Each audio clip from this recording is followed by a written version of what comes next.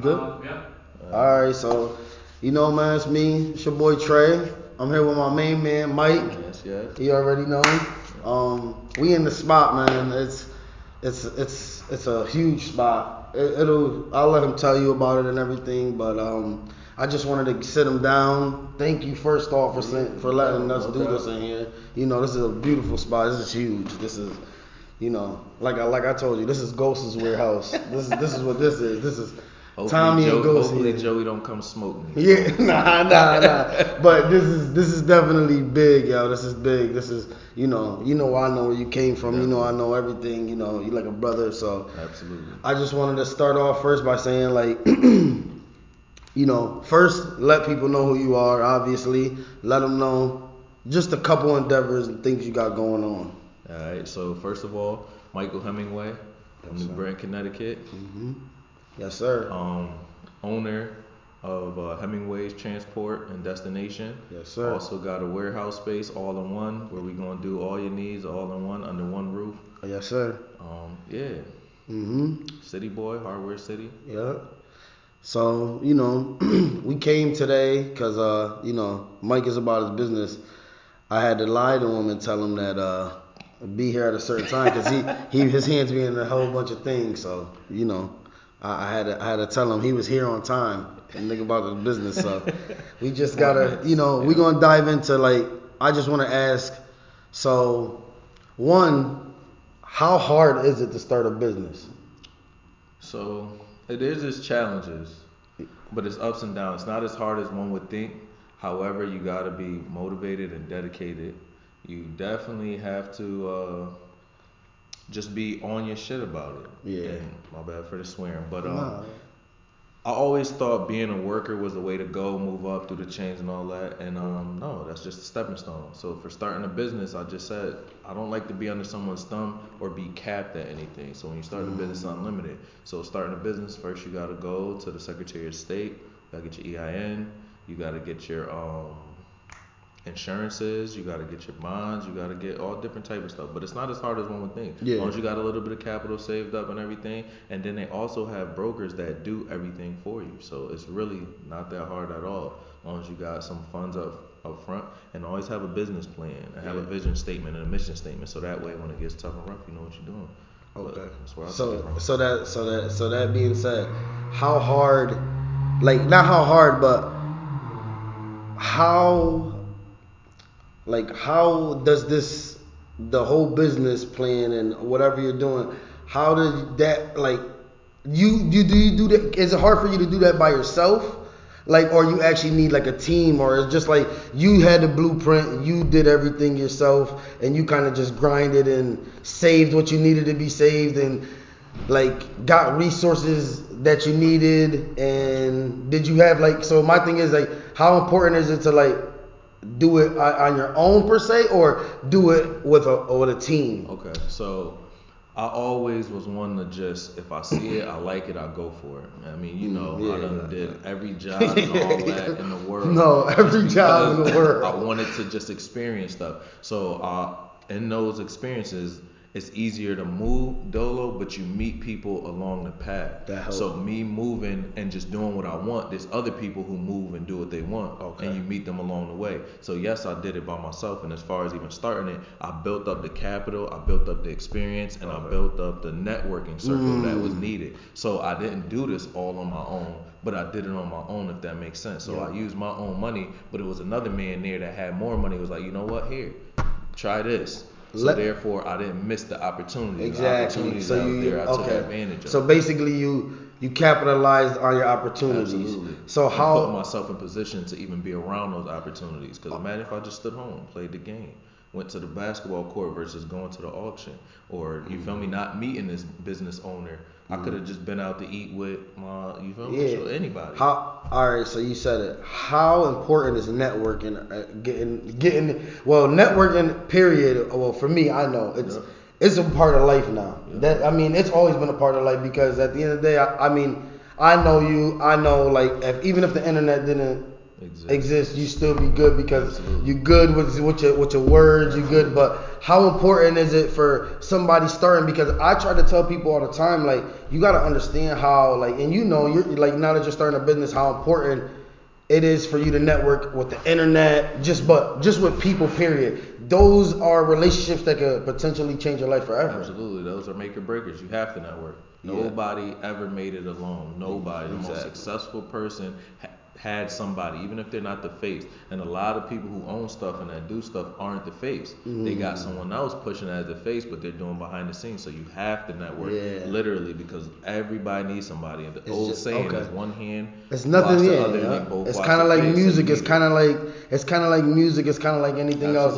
I'm an owner. I wish I could play. I never could make it to the NBA, but I love the sport so much. I own a team. I can own a team, and I'll get the okay. So everything takes a team and a network. So networking is the most important thing that people fail to realize, and not just internet, like you mentioned, social. But you got to be. I think that's better than the internet, even though the internet, it's more people that can see it. But I think that the internet is watered down because people see so much of everything that they'll be seeing an ad. Unfiltered. Yeah, they'll be seeing an ad and they'll just won't even read it. They'll just go by it, like not noticing that. If you read that, somebody like I can mention it to you and you'd be like, oh damn, and it's like, bro, that ad was you've been going by that. You know what I'm saying? So you know how it is. You and want. Another thing I want to say about the social versus real life. Yeah. Real life, I'm meeting these actual owners and people. Social is like you said, it's open, it's free. Exactly. So literally, if you don't got that ability to speak and talk directly to people, especially these owners and the people that actually got the moves to put you in a better position,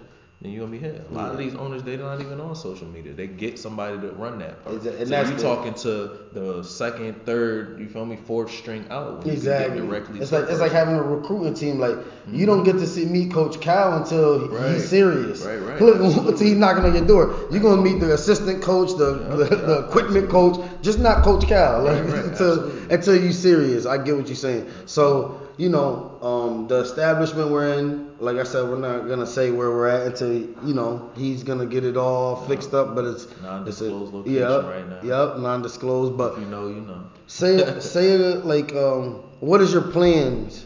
Or a couple things you want to do, just like so people could get the idea of what's coming. So in this location, I plan on doing weekly pop-up shops. We all know what a pop-up shop is. It's different pop-ups at different places. However, being in Connecticut, when you think of the biggest spot that does pop-ups weekly, we think of New Haven. We think of the flea market.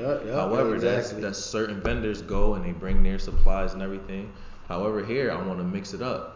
I want to do local people that do dope stuff. We got a lot of local talent. So we got a lot of hairstylists. We got a lot of people who create natural things. We got a lot of people who create clothing that got some dope fire outfits that's out there. We got a lot of artists that draw, that make stuff, that create stuff. So I want to bring a venue that they could come to weekly. So that way you don't got to worry about, I can't afford lights, electricity, gas, overhead of a building. Exactly. Well, I could come rent a table, get my stuff until I blow, till I grow. And also I want to bring in someone who's good with networking and building business to teach them, this is how you network. This is how you create an EIN. This is how you create a business name. So somewhere like somebody you could have under your wing and have them not saying that that's what you're, but saying somebody that you see potential in. Absolutely. That you could help them out. And it's just an event space, because again, when you go to pop-up shop, yes, you network, but is anybody telling you, this is how you start this? I want you to grow. This will just be a stepping stone. That's what I want it to be, a stepping stone and a platform. That's it. Give them a platform, a place to go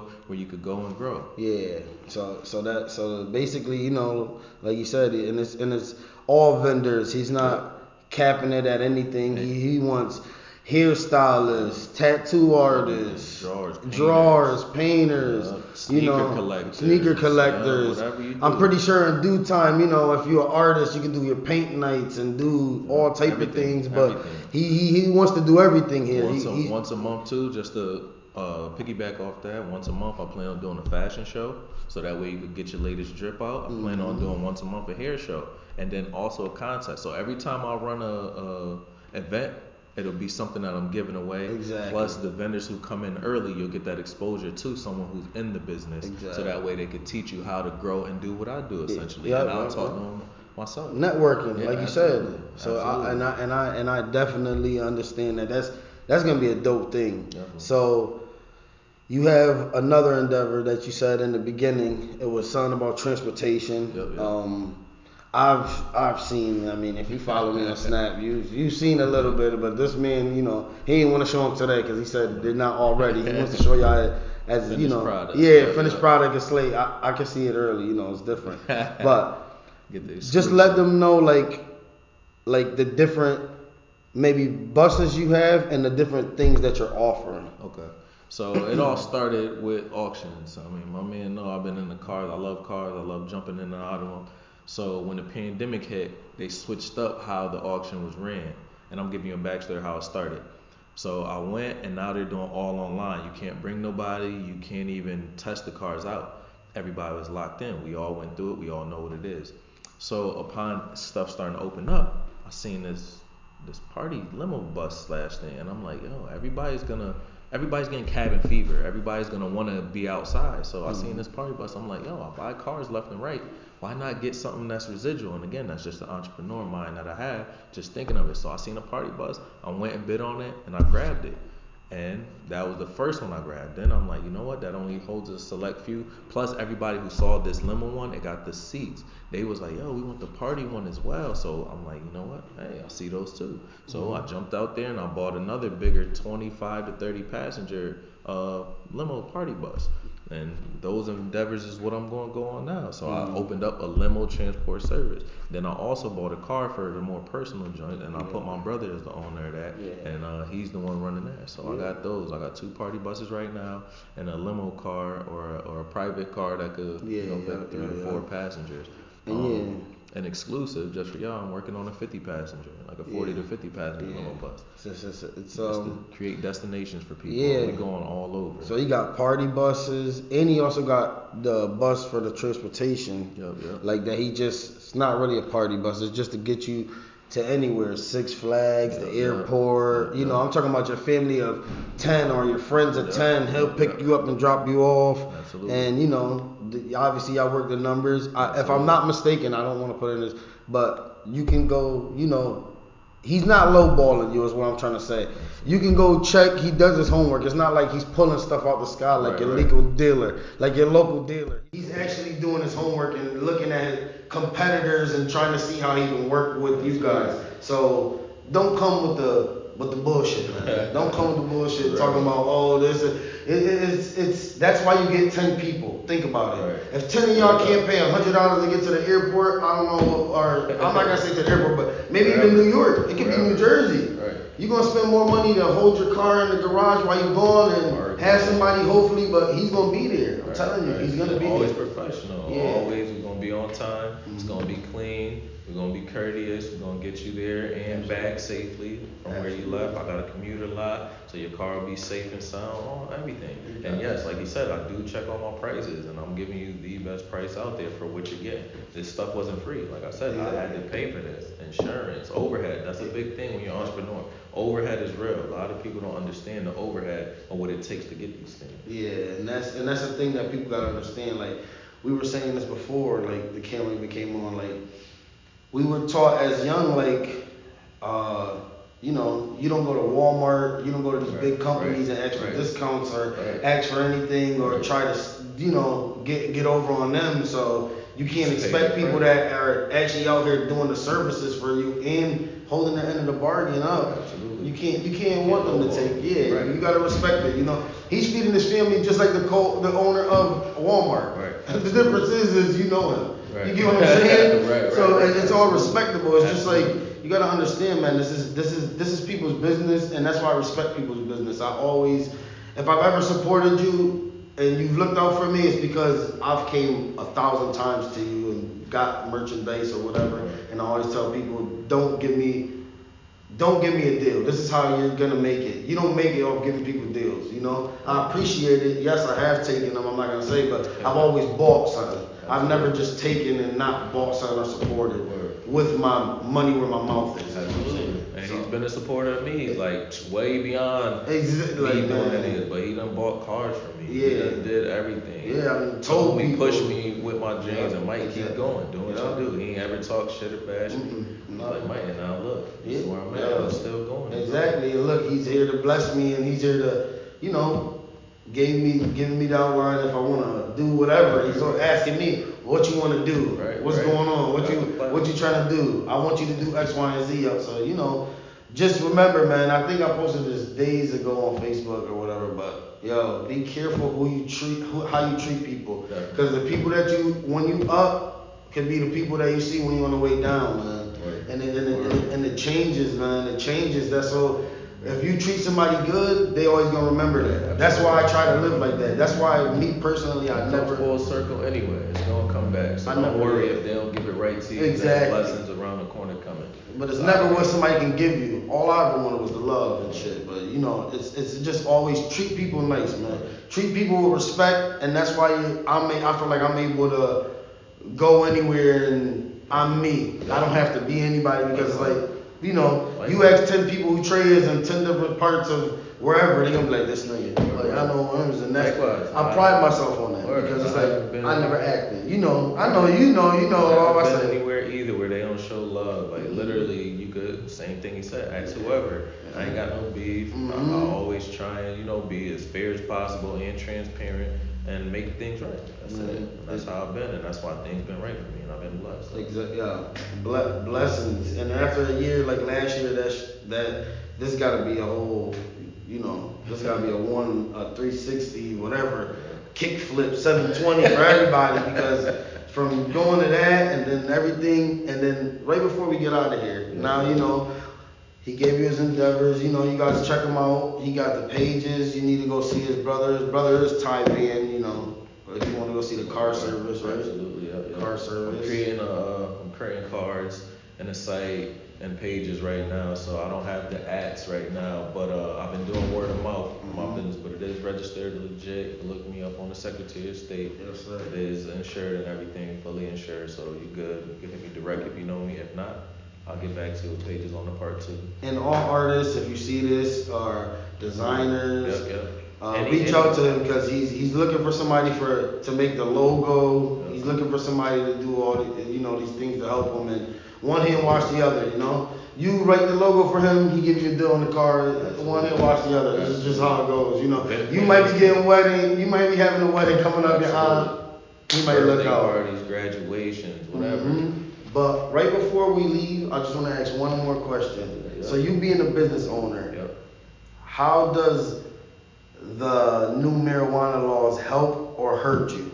I mean, they don't have to hurt you, but I'm just asking, do they help or hurt you, and how? So actually, I'm glad that it has now become legal because everybody and their mama smokes. So now I can just incorporate that with business. So if anything, it's a positive. Because now I can throw packages where we're going certain places, and you know what, I can incorporate marijuana, and that could just boost the sales and inventory of where I can go. And now I don't have to discriminate, and people have to be understanding the same way as they were where you go to a place and people are drinking, like a ball game or something like that, or going to a restaurant or anything. So it actually helps, and like I said, it's gonna help me with my destination packages as well. So now I'm not limited in telling people like, oh, we gotta pull over and stop. Maybe I could have certain smokers packages where the adults do it. Of course, you gotta be 21 or over for it. And with the limo, you're not restricted to the same rules as when you're in a car where you can't smoke because it's a service that's higher, so you can do what you want in the back. Yeah, gotcha. What I'm saying?